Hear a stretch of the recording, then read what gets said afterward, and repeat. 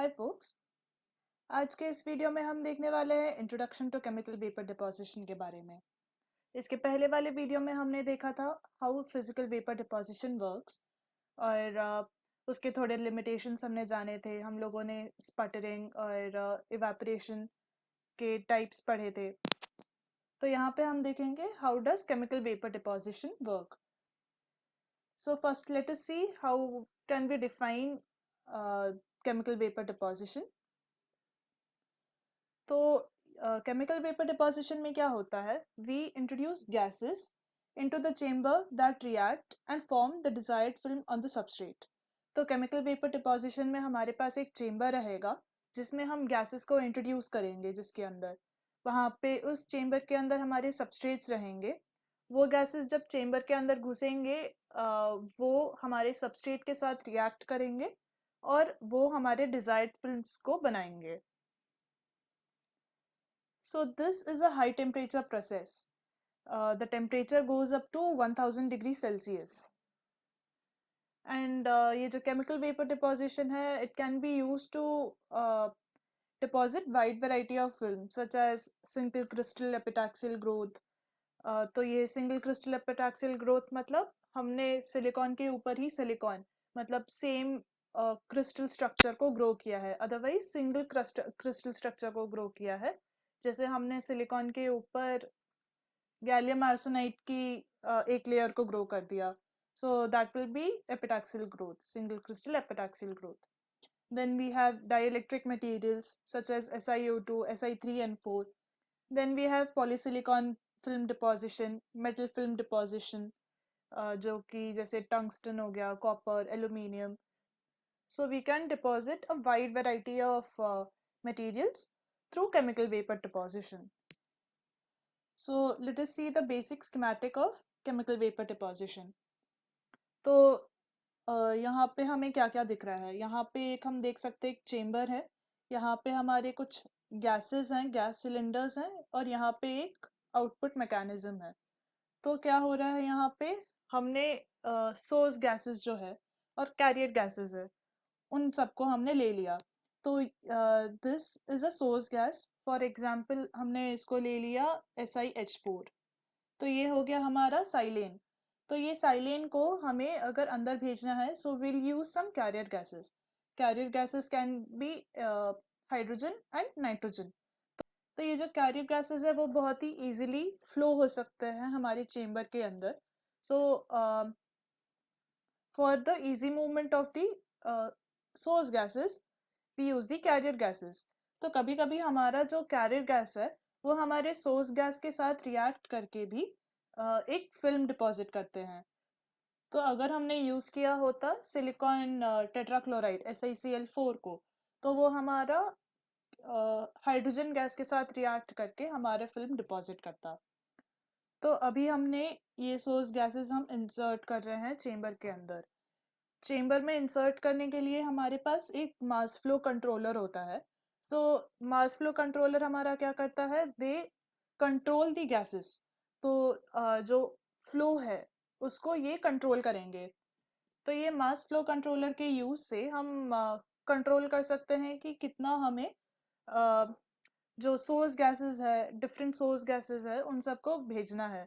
तो कभी कभी हमारे पास ऐसा भी होता है कि we use some different types of source gases ताकि वो रिएक्शन टेक प्लेस करे। तो वो उसका जो कॉन्सेंट्रेशन है चेम्बर के अंदर उसको कंट्रोल करने के लिए we use this mass flow controller. तो ये अभी जब जाएंगे चेम्बर के अंदर, चेम्बर को हमने हीट किया हुआ है एक फर्नेस से, तो वो हमारे सबस्ट्रेट्स को गर्म करेगा। तो अभी जब हमारे सबस्ट्रेट्स गर्म होंगे तो जो गैसेस आ रही है वो हमारे सबस्ट्रेट्स के ऊपर आके रिएक्ट करेंगे और एक थिन फिल्म बनाएंगे। अभी हमारा थिन फिल्म जब बन गया, वो रिएक्शन से रिएक्शन कोई एक बाई प्रोडक्ट निकालेगा।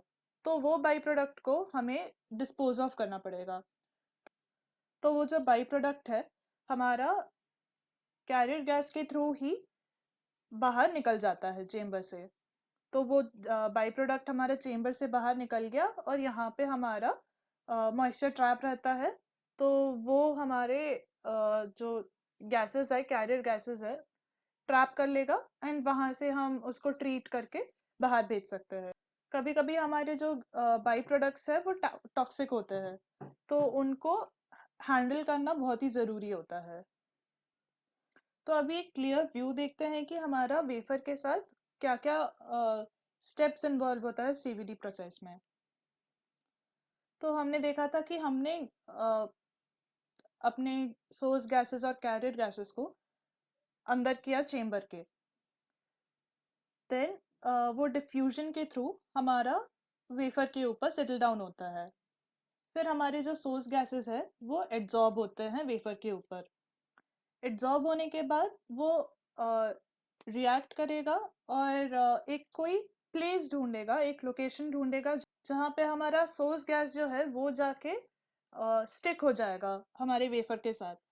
जो हमारा वेफर सरफेस होता है वो इतना स्मूथ कभी होता नहीं है, थोड़ा उसमें किंग्स एंड होल्स होते ही हैं। सो फॉर एग्जांपल ये थोड़ा हमारा वेफर सरफेस ऐसा रहेगा। तो जो हमारा सोर्स गैस है वो कोई ऐसा लोकेशन ढूंढेगा जिससे वो जाके स्टिक हो जाए।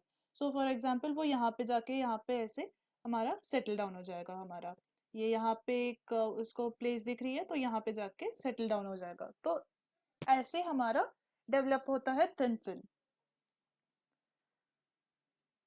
अभी ये जब हमारे स्टिक हो गए, हमारा रिएक्शन हो गया, उसके बाद हमारे बाई प्रोडक्ट्स निकलेंगे। तो वो बाई प्रोडक्ट्स होते हैं डिसॉल्व। फिर डिफ्यूजन से वो हमारे आ जाते हैं फिर से कैरियर गैस में, गैस स्ट्रीम जो फ्लो हो रही है, देन वो हमारे सारे गैसेस फिर से आउट हो जाते हैं and they are then treated. तो अभी हमको ये सब जो रिएक्शन हो रहा है हमारे वेफर सरफेस के ऊपर, तो उस रिएक्शन को टेक प्लेस करने के लिए हमें थोड़ी एनर्जी चाहिए होती है, हमें टेम्परेचर चाहिए होता है। तो इसीलिए हमने वेफर सरफेस को ससेप्टर के ऊपर रखा हुआ है ताकि वो वेफर सरफेस गर्म हो जाए एंड वो हीटेड सरफेस से ही हमारा रिएक्शन टेक प्लेस करेगा। Now what are the types of CVD? CVD के हमारे पास काफ़ी सारे टाइप्स होते हैं। हम नेक्स्ट वीडियो में कुछ ही टाइप्स देखने वाले हैं। So first of all we can divide CVD based on the pressure. तो हम यूज़ कर रहे हैं atmospheric pressure, so that will be called atmospheric pressure CVD. और अगर हमने लो प्रेशर यूज़ किया है so that will be low pressure CVD. Low pressure में हमारा क्या होता है कि जो डिफ्यूजन होता है वो हाई हो जाता है, because we get a lot of space to for the source gases. तो वो सोर्स गैसेस अच्छे से डिफ्यूज कर सकते हैं चेम्बर के अंदर।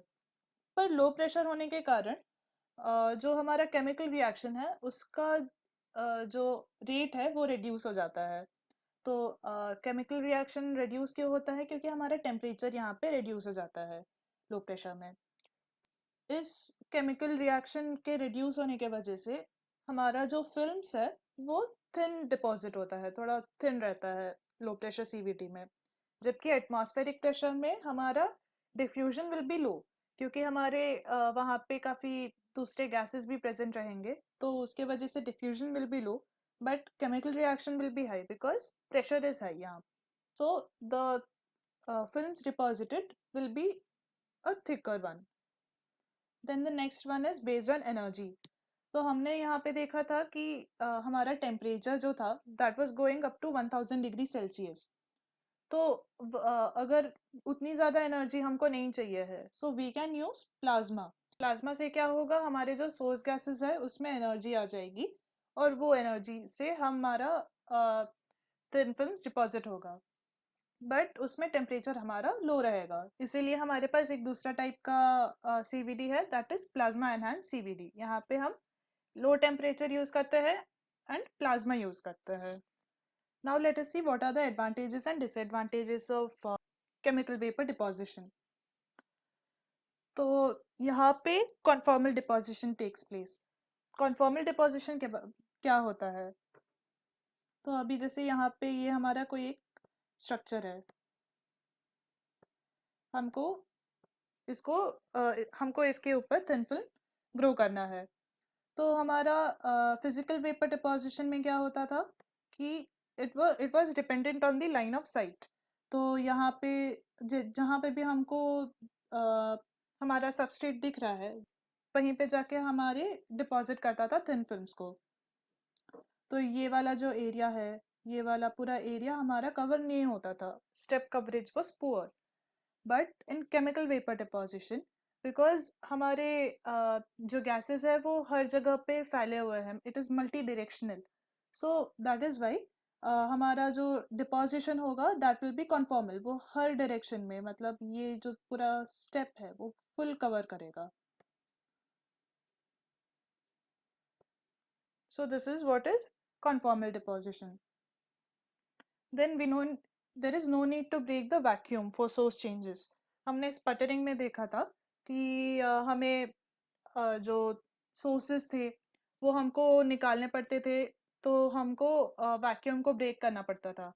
बट यहाँ पे क्योंकि हमारे सारे जो सोर्स गैसेस है वो हमने बाहर ही अटैच करके रखा हुआ है, चेम्बर के अंदर कुछ है नहीं ये सब सोर्स गैसेस, तो उसके वजह से हम इजीली चेंज कर सकते हैं सोर्स गैसेस को। Then uniform distribution over large areas and more selective area deposition because of higher activation energy for reaction with foreign materials. इसका मतलब क्या हुआ कि हमारा जो डिपोजिशन होता है वो हम थोड़ा सिलेक्टिव कर सकते हैं। तो जैसे हमने टेम्परेचर को चेंज कर दिया, वो टेम्परेचर से ही हमारा रिएक्शन टेक प्लेस करता था, तो वो अगर हमने टेम्परेचर को वेफर के ऊपर चेंज कर दिया तो इससे हमारी सिलेक्टिविटी बढ़ जाएगी, जबकि हमारा फिजिकल वेपर डिपोजिशन में ऐसा नहीं होता था। हर जगह पे हमारे जो सोर्सेस थे वो स्ट्राइक करते थे एंड कहीं पे भी without selectivity it use to deposit. तो यहाँ पे वैसा नहीं होता है। Then what are the disadvantages? If temperature and pressure not controlled well, reaction will take place in air and solidify.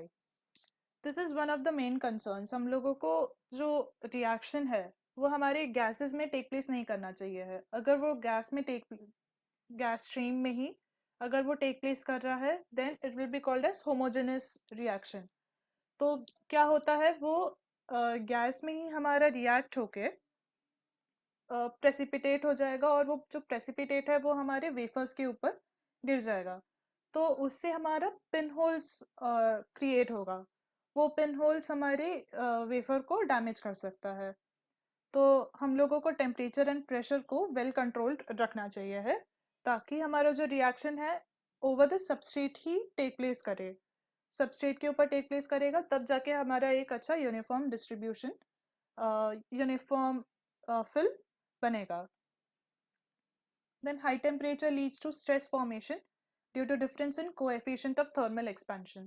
हम different coefficient of thermal expansion के gases को और वेफर को यूज़ कर रहे हैं। तो हमने जैसे टेम्परेचर 1000 डिग्री सेल्सियस में रखा, वहाँ पे हमने रिएक्शन टेक प्लेस किया, तो उस डिफरेंस के होने के वजह से हमारे जो थिन फिल्म है उसमें स्ट्रेस डेवलप हो सकता है और वो क्रैक डेवलप हो सकता है उसमें। तो इसीलिए हम अगर टेम्परेचर को लो रखें so that will be better. Then production of corrosive and toxic gases, जो हमारे बाई प्रोडक्ट्स है वो करोजिव और टॉक्सिक हो सकते हैं, तो उसको हमको मेंटेन करना बहुत ज़्यादा ज़रूरी होता है। Now let us see what are the differences between PVD and CVD. तो पीवीडी में source is a solid material placed inside the chamber. हम लोग कोई एक सॉलिड मटेरियल को यूज़ करते थे और उसको इनसाइड द चेम्बर रखते थे। उस सॉलिड मटेरियल को हम लोग फिजिकल प्रोसेसेस से डिपॉजिट करवाते थे अपने अपने वेफर के ऊपर। In CVD we use gases which are pumped into the chamber, तो हम लोग डायरेक्टली ही गैसेस को भेज दे रहे हैं। PVD में we used physical processes such as temperature potential to form the thin film. Chemical vapor deposition में we use chemical reactions. PVD में हमारा thin coating ही होता था, but CVD में it is a faster process थोड़ा, और we can have thick and thin coating. अगर हमने लो प्रेशर यूज़ किया तो हमारा थिन डेवलप होगा, थिन कोटिंग डेवलप होगी, और अगर एटमॉस्फेरिक प्रेशर यूज़ किया तो थिक कोटिंग। और ये हम लोग वेरी भी कर सकते हैं। PVD में we had non-conformal deposition. Here we have conformal deposition, lower temperature process and high temperature process. PVD में जो हमारा temperature जाता था that was almost about 200 to 400 degree Celsius, उससे ज़्यादा नहीं जाता था, बट CVD में हमारा 600 to 1000 डिग्री सेल्सियस जाता है। So that's all for today's chemical vapor deposition. मिलते हैं नेक्स्ट वीडियो में। Thank you.